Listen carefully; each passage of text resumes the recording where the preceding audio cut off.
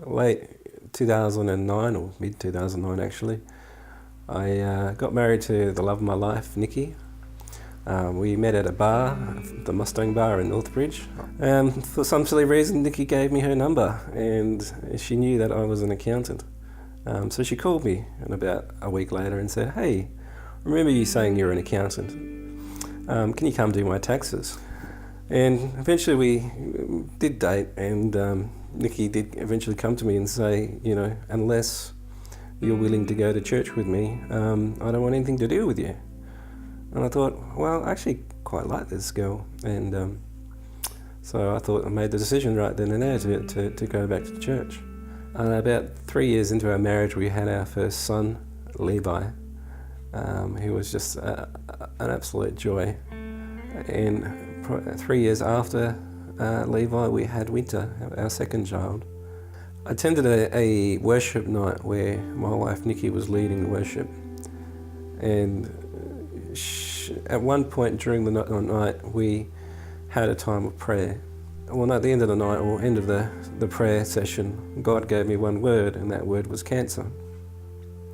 I didn't think much of it. In fact, I thought I was absolutely crazy. Eventually, within a week of having that word, I got sick. And that night I went to hospital. The doctors and nurses gave me antibiotics and said, patch me up after a day and after a night in hospital.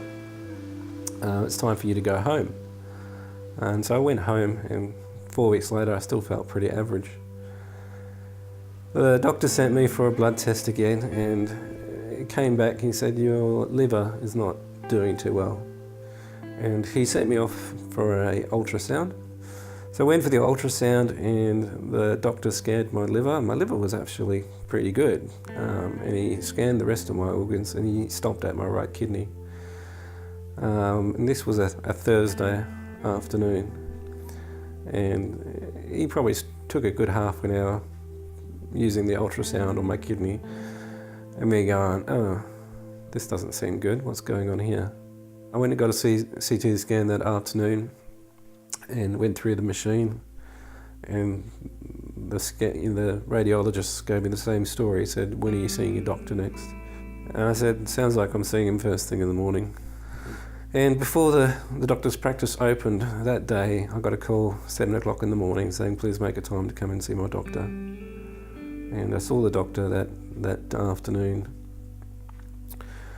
The doctor said I had a renal cell carcinoma on my right kidney, approximately about 6 or 7 centimetres in size. It was a bit of a shock. I didn't think that, I would be in the position where I would have cancer and unable to provide for my family, which is some thoughts that go through your head when you do have cancer. And also thoughts of how long have I got? When will this, is this it? Is this the sun setting of my life? And all sorts of thoughts were going through my mind then. Particularly, am I going to see my kids grow up? And is my wife going to be a single mum? What will happen? I'm not even going to go see my kids get married, going through high school. I'm going to live my life with them, and they're going to grow up without a dad. And all weekend,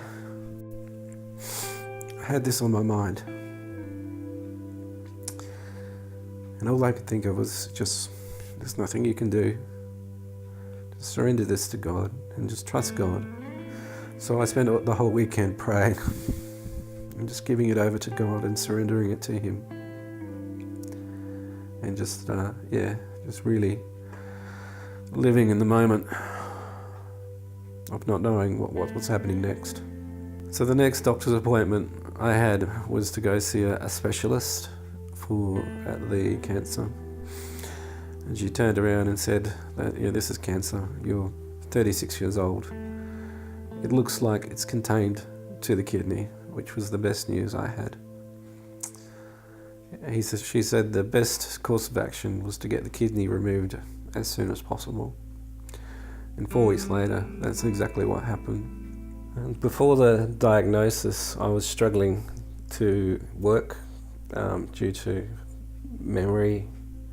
I tried to start my own business, but obviously got the diagnosis, which kind of put a stop to that. I remember a week before actually going in for the surgery to have my kidney removed, 2 people actually offered me a job. One was 3 days a week and one was 2 days a week. And as if God had brought everything together, just so that, once I finished my surgery and recovered, that I would walk straight into a job and be able to provide for my family.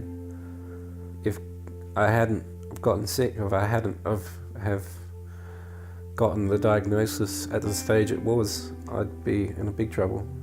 I think the statistics would say that there's about a 10% chance of survival.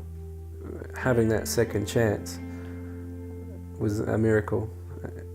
It's such a gift that I'd see my children, that God was such a gracious God, that He gave me the chance to be the father that I wanted to be. And God has been great to me, because I'm cancer-free now for 2 years. And it's amazing.